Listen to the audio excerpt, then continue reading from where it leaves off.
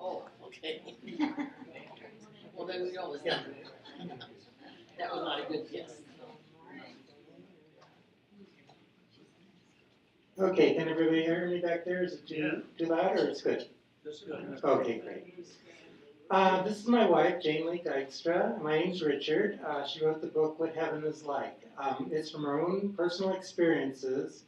6 years ago, she broke every bone in her ankle and her foot was twisted all the way to one side.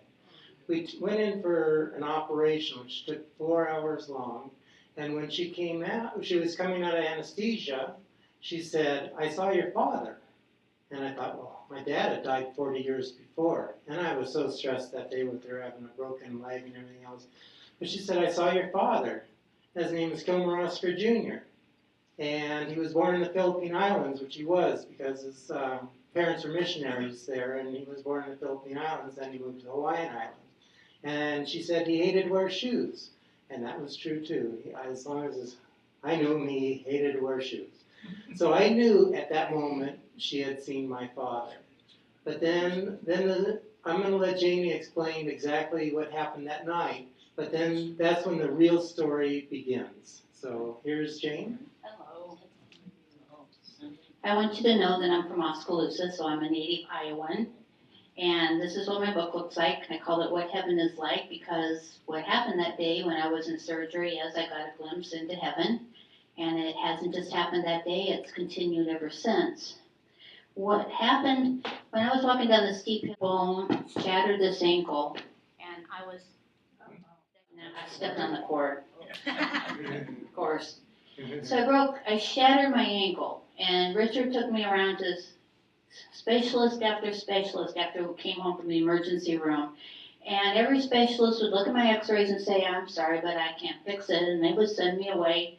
And I was getting really depressed and sad because it was very painful for me to go on these trips, and I'm a little stubborn, and I didn't want to go to see any more specialists, and he's more stubborn than I am. So he finally got me to go see this one doctor who said, "I believe I can put you back together again, but I don't know if you'll walk." So I spent 2 months in bed, and then another 6 months in a wheelchair, and another 2 months in a walker, and then another couple months in crutches, and then I went to physical therapy, and they said, "Okay, we want you to take a couple of steps." And I was so excited because I could walk, and not easily, but I could walk. And I remember going back to the doctor's office, and he said, "I didn't know if you'd be able to walk or not." And to me, I had prayed that whole time because I thought that was a miracle. But what happened during surgery is this was a 4-hour surgery, and I don't know why I was chosen or what happened to allow this experience to happen to me, other than the night before I had this surgery, I was so terrified because the only thing Richard had ever told me about his dad was that he had gone to a hospital for a routine procedure and had not come home. And I was so scared that the same thing was going to happen to me, that the night before the surgery I started praying to God. And then I decided to pray to his dad because I knew he was in heaven too. So I started talking to his dad, and I said, "Please, don't let the same thing happen to me that happened to you, because I know Richard's been through this once and I don't want him to go through it again." And the next morning he takes me for surgery, and I'm having my surgery, and all of a sudden I look up and there's this big, beautiful, bright light. And there's a man standing there, and he's looking at me. He holds out this big paw, and he says, "Hi, I'm Kilmer Jr." And I'm looking at him thinking, no, this must be God, right? Because there's this beautiful light, and this man is so handsome. And he looked at me and said, "No, I'm Richard's father. You opened the door last night when you started praying to God and telling him and me that you wanted us to help you." And I looked at him and I said, "Oh my gosh, it's so beautiful where you're at. I want to come with you." He said, "Nope, I'm sorry, it's not your time. And I came to tell you that, but I also came to tell you that I have been trying to talk to my son for 44 years now, and he's not listening to me. So could you tell him he could communicate with me even though I've passed away?" Well, I knew then I was dead, because, how could he be having this kind of an image like this? And he said, "I want you to tell my son some things that he'll know if I tell you this, that you have indeed seen me. And that's when he told me his name. He told me about the fact that he didn't wear shoes, and if he wore shoes, he wouldn't tie up his shoelaces. He told me about being in the Philippines, and then he told me he was born in the Philippines, but he was actually raised in the Hawaiian Islands. And then after I came out of surgery, just let Richard have a couple of minutes. He didn't get very many, but I'll let him have a couple. He was dreaming. All of Janie's life, she's sleep-talked, and she can actually carry on a conversation in her sleep. And I guess we were just blessed with her being able to sleep-talk. Well, when we got her home from the hospital, she was pretty well medicated, and she slept a lot. But one of the first times when she went to sleep, I asked her, "What do you see?" And she said, "Well, I see rainbows, and I'm here with your father.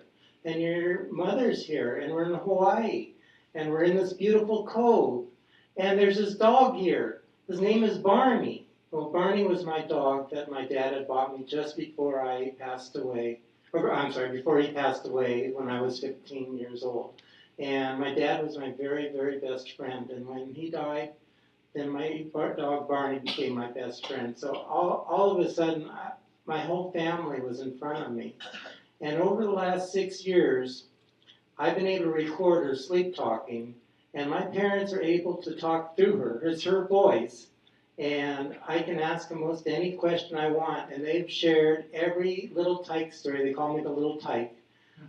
They've shared every little tyke story with me that they are so dear to them. On like Father's Day, I got a story from my dad about how I went out and I bought him some little turtles for Father's Day. Of course, they were for me, but my dad, that was one of his favorite Father's Day. And then the next night, my grandfather told me a story about what my dad had done for him, where he mounted a big fish that he caught years ago and put it on a plaque, and that was my grandpa's favorite story. Then my great-grandfather gave me a story about my grandfather, how he whittled this key ring for him, because back then they didn't have key rings like they have today. So we have been recording these recordings for over 6 years, and a lot of them are just fun in heaven. The way they tell heaven, it's everything that you can imagine as a child or adult without your bodies to hold you down. You can do pretty much whatever you want. Now, my parents have chosen to live in Hawaii. That's where they like to make their home. My dad was raised there, and so they live in this beautiful cove, and I believe my grandparents live next door. And my other grandparents, they were from Wisconsin, and so they want to live in their house in Wisconsin. In heaven. In heaven, of course.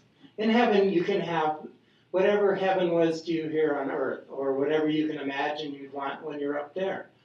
And when they want to go visit them, they just can jump on a covered wagon and zoom over there, and they're over there in no time and have a good time. And so through all these experiences, I've learned that my parents are still there, and my grandparents and my great-grandparents, and we have stories from Janie's family, but most of it's about my family. They come and they visit every night. Now, I only get maybe 5 or 10 minutes a night, if I'm lucky, sometimes 40 minutes. Sometimes I don't hear anything for a week or so. I have to be awake when she's there and she can talk to me.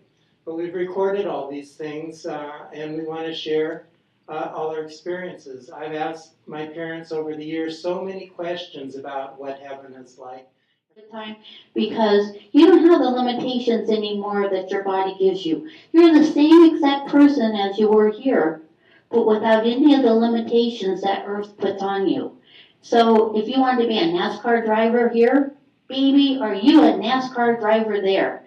Or if you wanted to be Richard's mom, loved ice skating. Well, she is the best ice skater you've ever seen. She wears these little foo-foo things and she ice skates all over the place. To me, that's heaven, and to them, that's heaven. And for us women who like to have